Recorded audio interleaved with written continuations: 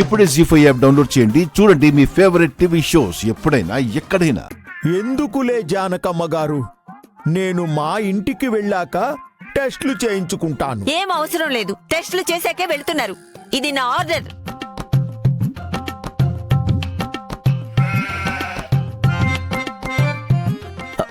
అత్తయ్య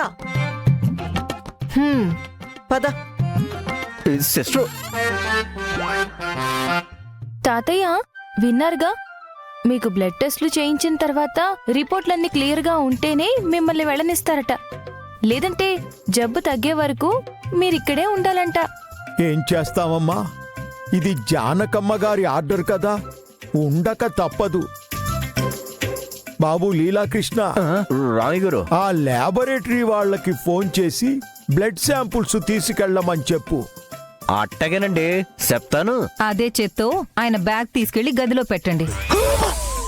నేనా? అవును, మీరే. వెళ్ళండి. రామయ్య గారు, పదండి.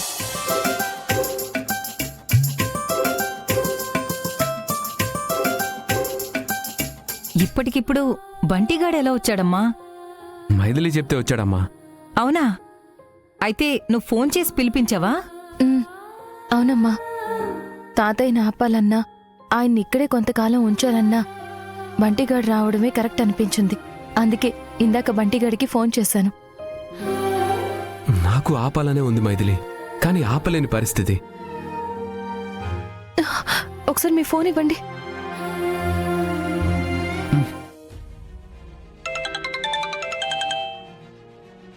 అరే బంటి, ఎక్కడున్నావురా? ఇంట్లోనే ఉన్నానక్క. సరే, నువ్వు అర్జెంటుగా మా ఇంటికి రా. అది కూడా కాజల్లాగా. ఆడ విషయంలోనా? మళ్ళీ ఎందుకక్క? అసలు ఏం జరిగిందంటే, ఆయన అనారోగ్య సమస్య నుంచి బయటపడ్డారు కాబట్టి ఆయన ఇంటికి ఆయన వెళ్లడమే మంచిది.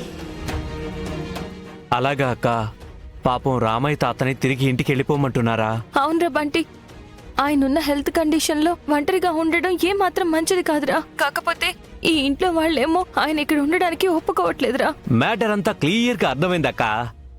ఇప్పుడు నేను ఆడ విషయంలో వచ్చి రామయ్య తాతని వాళ్ళ ఇంటికి వెళ్లకుండా ఆపాలి. అంతేకాకుండా జానకమ్మ గారి ఇంట్లోనే ఇంకో 4 రోజులు ఉండేలా చేయాలి. అంతే కదా?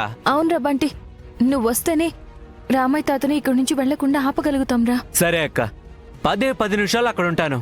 థ్యాంక్స్ రా బంటి, తొందరగా వచ్చే ప్లీజ్. ఓకే అక్క. ఇదిగోండి. వాడు రాబట్టే అమ్మమ్మ గారు భయపడి తాతయ్య గారిని ఇంట్లో ఉంచడానికి ఒప్పుకున్నారు. అందుకోసమే బ్లడ్ టెస్ట్లు కూడా చేయించమన్నారు. అవును మైథిలి, బంటిగాడు కనుక వచ్చుండకపోతే ఈ పాటికి తాతయ్య మనల్ని వదిలేసి వెళ్ళుండేవారు. చాలా థ్యాంక్స్ మైథిలి.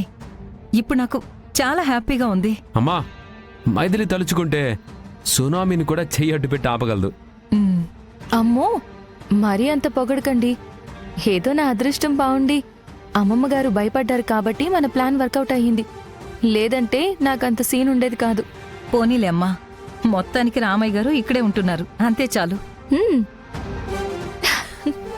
జీ5 యాప్ డౌన్లోడ్ చేసి అన్ని ఎపిసోడ్స్ పూర్తి ఉచితంగా చూడండి.